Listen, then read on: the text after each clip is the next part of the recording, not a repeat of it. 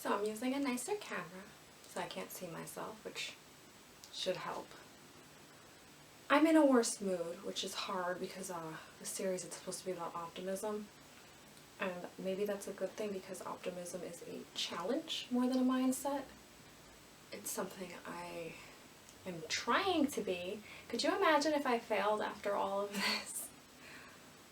I'm not exactly sure where to start, but I know what I want to say, so I'm just trying to figure out, like, a good way to kind of get there.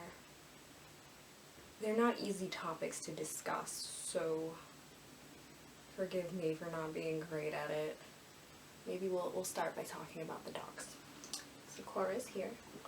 I know you cannot see her because she's short. Cora is here. Cora's been a complete handful. I know you wouldn't think so, but she knocked over my coffee, went over my bed, and she got out of the house, and I had to chase her like a little pig, and I caught her, but man was she fast.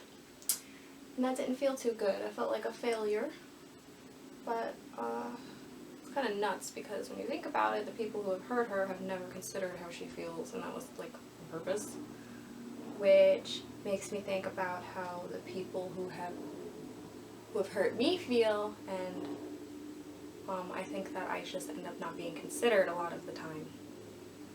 So I kind of want to talk about considering people and how you being happy may be seen as an inconvenience to someone else, and how that's okay not to accept. So that's some brutal stuff to talk about, so I'm going to try to find like a nice way to talk about it. Good luck to me. Yeah, so the message I'm getting from the universe and the world at large and my experiences in it is that sometimes even meeting my basic needs is an inconvenience. And that I'm talking more about when I was younger and couldn't meet them myself. And I think that's what drew me to animal rescue, because these animals can't meet their basic needs themselves. And I think my heart kind of goes out to them because I think that everyone should be able to have food, shelter, somewhere nice to be, support and love. And that doesn't always work out, unfortunately. But that doesn't mean that you don't deserve those things. And I think that what is amazing is I can see that these animals sometimes don't think that they deserve that. And maybe I'm reading a bit much into it, but I don't think so, because I have my original dog, right, and she's a spoiled princess. I don't know if that's the breed or just a lifetime of entitlement, but she just comes off as someone who has never considered anything she's done. Miji just exists, like, in cricket noises, and she's a beautiful soul. But I can see Quora and Sprout and Olive in a constant state of overthinking the things they've done.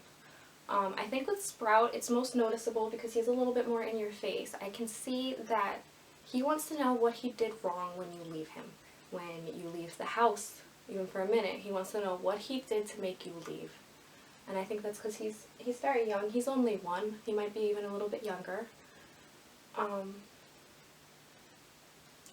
I get that. And Cora, you know, I think she's kind of existing in part of her mind. She's not existing in all of it, because she doesn't seem entirely connected to the world, which is something I really hope to help her with. Right now, she isn't even walking outside without a leash, which is unfortunate, because she's been here a couple months. But when you put a leash on her outside, she stops walking, and I made the mistake of going out with her without a leash, because she never leaves my side. And what happened is a dog growled and she bolted, and I had to bolt after her, and I just felt like the stupidest, worst person ever, because what idiot doesn't put a leash on their dog? I am that idiot, and I'm so sorry, Cora, and I'm so glad I caught you, and it was terrible, and I deserve for you to spill coffee on my bed every day if that's what you wish. But I am so glad that I was able to wrangle everybody back together. My neighbor actually came out of the house to help me. I think I bit off a bit more than I could chew, because I decided to take all the dogs out at once, and it was an epic disaster, and it left me feeling like a failure as a person. And I came home and I cried my eyes out, and I was like, why did I do that? And here's why I did it. I did it because when I went to the door, all the dogs came to the door and they laid down so nice, and I had taken them all out the day before without Cora, and I did not think anything would go wrong. You know, of course I didn't think anything would go wrong. And I guess, can I say something went wrong if everything turned out okay? Yeah, it still went wrong. It still felt bad. It made me feel bad inside. And then, like, a series of unfortunate things started to happen. I felt bad about that. And then I shared some wonderful news with someone. I am getting a new foster puppy, and Sprout is probably going to be adopted soon. And this was not taken too well. And I think that made me feel bad too. And so I also have a lot of other things going on in my life that suck. I feel like I'm rambling so much. This is hard. I should have come in with a little bit more structure. Hold on.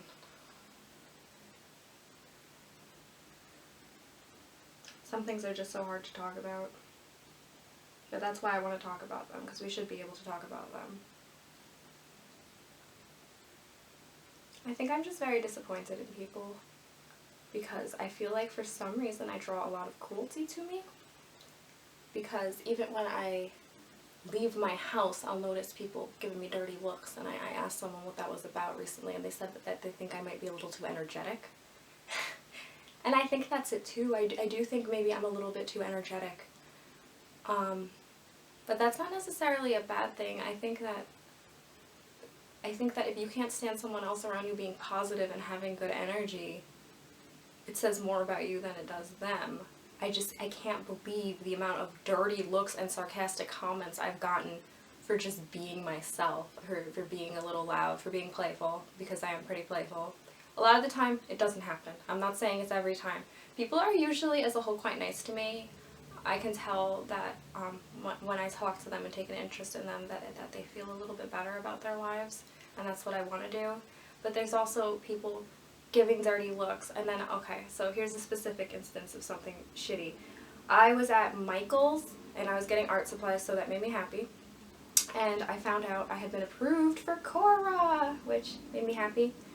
And I was laughing, and this woman at the counter next to me goes, "Geez," and she looks at the cashier, and the cashier just kind of awkwardly laughed. And I was just really taken aback, because she was clearly responding to the fact that I had laughed loudly. I do have a very loud laugh, which is kind of funny. But I didn't know how to react in the moment, and I've had to sit with this for a bit, because I am a highly sensitive person, and when you're mean to me, it sticks forever, unfortunately. And I know that says everything about this person and not me, because who reacts that way to someone laughing loudly or being a little playful? The mean people that seem to be all around me. And what I'm learning, and what I hope to teach these dogs, is that just because someone doesn't like you doesn't mean you're wrong. And if your basic needs and happiness are inconvenient to someone, maybe you should cut that person back a bit from your life, because you have a right to have your needs met, and you have a right to be happy. And if you work to support yourself in these things, the world will be better. I think a lot of the time these people who are offended by this are people who have also not had their basic needs met and have also not been allowed to be happy, and so this is a message they are unintentionally spreading. And it's harmful, but it's good to be aware of. So that was like the most important stuff I wanted to say. On to Sprout, who's not looking over here. I just had a lovely telephone interview with a potential adopter for him, which is so great. She has the same name as me too, so he won't even have to get used to that. It's a couple. They have a couple acres of woods. They just lost a dog of a similar breed. I talked to their vet, and they actually brought their dog in for physical therapy once a week near the end of its life, which I think is so wonderful, because not a lot of people take time for their pets like that. So we're meeting with them on Saturday, and then the weekend after that, I am going to be fostering a deaf sheepdog puppy, a girl, and I was pretty excited about that. And I am still excited about that. I guess I'm just tired of the negativity. Even when I go out with my foster dog sometimes in certain areas, people will be like shouting advice at me and telling me what I should be doing, and they don't know me. These are people I'm just passing. They're like, you can't let the dog lead you on the walk. This might be the first time this dog has ever been outside. I'm gonna let it nose around a little. I'm just trying to get a feel for what it needs and wants. I don't need you shouting advice at me from your porch. But I live also in a very low income area, so I don't say that shit. I just smile and walk away. But I guess I'm so sick of the negativity of people, and it has reminded me that optimism is a choice and a challenge. It's not something that really comes naturally to me at all. I don't think it comes naturally to most people. I think you must have had like a lot go right for you to just be naturally optimistic, which is wonderful, but some people have to teach themselves that, and I have to teach myself that, and again, I hope to share my journey in learning optimism with the doggies and you guys. And I think I see that. You know, Olive, who is deeply snoring right now, yes, when I first got her, she wouldn't even leave her cage, and now she's in my bed every night, and that's great progress. And some days she plays with me and she bites my fingers and she rolls around on my bed, and other days she doesn't move at all, and other days she'll act like she doesn't even recognize me. I think that says a lot about the way people heal. It's never all at once, and it's not linear, and I think it's easy to get bogged down when you have a setback, and I feel myself getting disappointed on days Olive is acting like she doesn't recognize me, even if she's been cuddling with me the day before. But it doesn't mean... You are snoring so loud. It doesn't mean that progress isn't being made. Yeah. So, I don't really want to keep talking. I think that's actually enough. How do I end this? Okay. So, I think I'm just gonna end it awkwardly like I am, because I'm an awkward person and I embrace that, and you should too. You should embrace your own individual awkwardness, and these guys should embrace their own awkwardness, because you're the only you you've got, and life is short, and when it ends, I would like to have found some peace in being this awkward sort of human being. So, bye!